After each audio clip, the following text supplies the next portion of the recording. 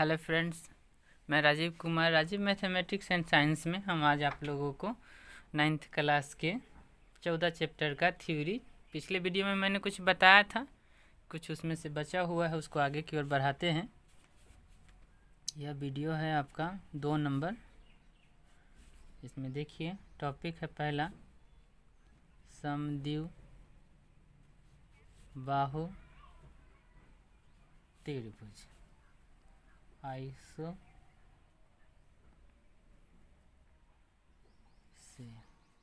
Triangle.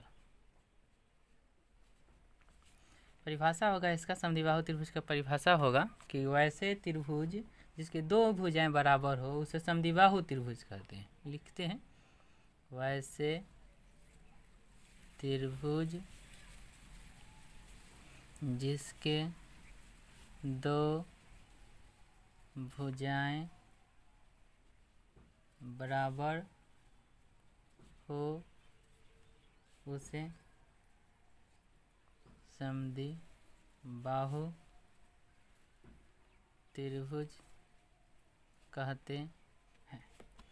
देखिए समद्विबाहु त्रिभुज में दो भुजा बराबर करने के लिए कहता है। देखिए समद्विबाहु त्रिभुज को ड्रॉ करते हैं, है ना। देखिए इसका नाम ए है, बी है, सी है। अगर ये भुजा दोनों बराबर तो दोनों को ए मान लेते हैं, इसको क्या मान लेते हैं, बी मान लेते हैं। पर अगर आप चेंज करके लिखेंगे यदि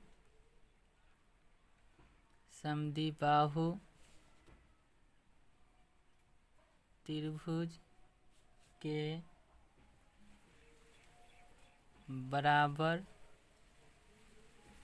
भुजाएं में से प्रत्येक ए तथा आधार अर्थात तीसरी भुजा बी हो तो, है ना। जिस तरह से त्रिभुज में ड्रॉ किया हुआ उस ढंग से इसका लिखा हुआ है। अब इससे हम एक फार्मूला निकालेंगे। समद्विबाहु त्रिभुज का क्षेत्रफल, समद्विबाहु त्रिभुज का क्षेत्रफल होता है 1/4 गुने B into root under 4a² minus b²। देखिए समद्विबाहु त्रिभुज का एक और फार्मूला होता है समद्विबाहु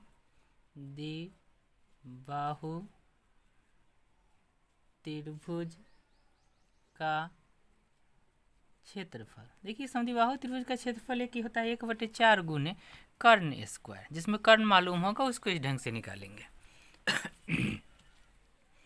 अगला टॉपिक है चतुर्भुज। चतुर्भुज QUADRILATERL क्वाड्रिलेटरल। देखिए चतुर्भुज का परिभाषा होता है कि वैसे चतुर्भुज का परिभाषा होता है 4 भुजाओं द्वारा बने आकृति को चतुर्भुज कहते हैं। लिखेंगे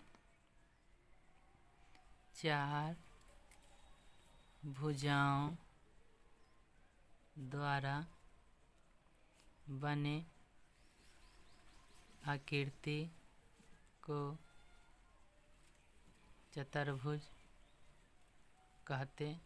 देखिए 4 भुजा द्वारा बनल आकृति है, 4 गो भुजा होना चाहिए। एक चतुर्भुज को ड्रॉ करते हैं। देखिए इसमें एक विकर्ण है ना। इसको भी इस पर लंब डालते हैं, इस पर भी लंब डालते हैं। इसका नाम ए है, इसका नाम बी है, इसका नाम सी है, इसका नाम डी है। इसको एम मान सकते हैं, इसको एन मान सकते हैं। इसका नाम H1, इसका नाम H2, इसका नाम विकर्ण बी, डी का नाम कितना है, डी। अब इसे फार्मूला बनेगा। क्या लिखेंगे, चतुर्भुज का क्षेत्रफल बराबर हाफ गुण, हिंदी में भी एक फार्मूला हिंदी भी होता है, शॉर्ट में दोनों लिख देंगे। एक विकर्ण गुने विकर्ण पर डाले गए लंबों का योग। एक विकर्ण कितना है, डी। डाले गए लंबे का योग H1 प्लस H2। दोनों शॉर्ट में अगर इच्छा होगा तो शॉर्ट में लिख देंगे, दोनों फार्मूला दोनों याद कर लेंगे। एक और देखते हैं, आयत, रेक्टेंगल। आयत, आयत के नाम सुने हैं। आयत, आयत का परिभाषा होता है कि वैसे चतुर्भुज जिसके आमने सामने की भुजा बराबर हो तथा, चाहे इसको अर्थात भी कह सकते हैं कि रिप्ले देखिए, वैसे चतुर्भुज जिसके चारों भुजाएं बराबर हो अर्थात प्रत्येक कोण समकोण हो, आयत कहलाता है। लिखेंगे, वैसे चतुर्भुज जिसके आमने सामने की भुजा बराबर हो तथा प्रत्येक कोण समकोण हो, उसे आयत कहते हैं।